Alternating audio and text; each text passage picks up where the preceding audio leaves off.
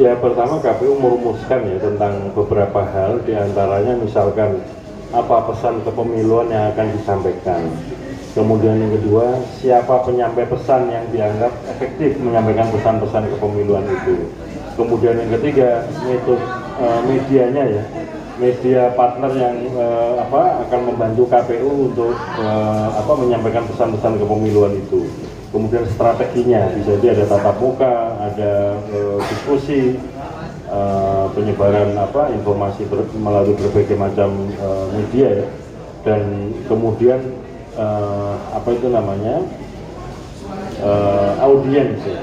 Kami juga harus memetakan audiensnya ini siapa saja, karena kan segmennya ada yang pemilih pemula, pemilih muda, dan seterusnya. Demikian juga ada kategorisasi misalkan perkotaan, perdesaan, dan juga kategorisasi kelompok masyarakat berdasarkan pekerjaannya.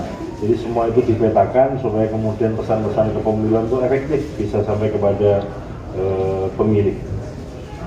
Kalau lihat di pemilu terakhir banyak yang lebih cenderung melihat pilpres daripada empat pemilu yang lain, ini gimana Mas? Jadi di dalam pemilu serentak itu di satu sisi membawa hikmah ya, mendorong masyarakat untuk hadir secara katakanlah berbondong-bondong. Sebagaimana pengalaman pemilu 2019, target pemilih hadir itu kan sekitar 77,5%. Nah, yang hadir 81,8%. Berarti kan sudah melampaui target itu. Ini tiada lain juga dikarenakan desain keserentakan pemilu kita. Nah, selain itu juga karena pemilu serentak, maka memilih 5 jenis pemilu itu diantara kan berdasarkan penilaian ini ya, para analis pemilu, analis politik,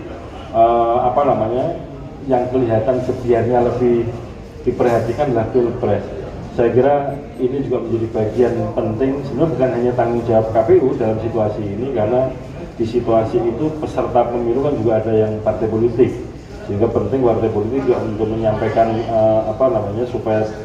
supaya kelihatan gregetnya begitu, karena kebijakan pemerintahan itu kan tidak hanya dirumuskan oleh presiden, tetapi justru kalau kita membaca undang-undang itu kewenangannya membentuk adalah DPR, dan DPR ini peserta pemilu adalah partai politik. Nah, saya kira penting untuk disusun strategi antara partai politik dengan pasangan calon supaya kemudian ketika kampanye ada perimbangan lah antara tampilan kampanye pilpres dan juga kampanye partai politik.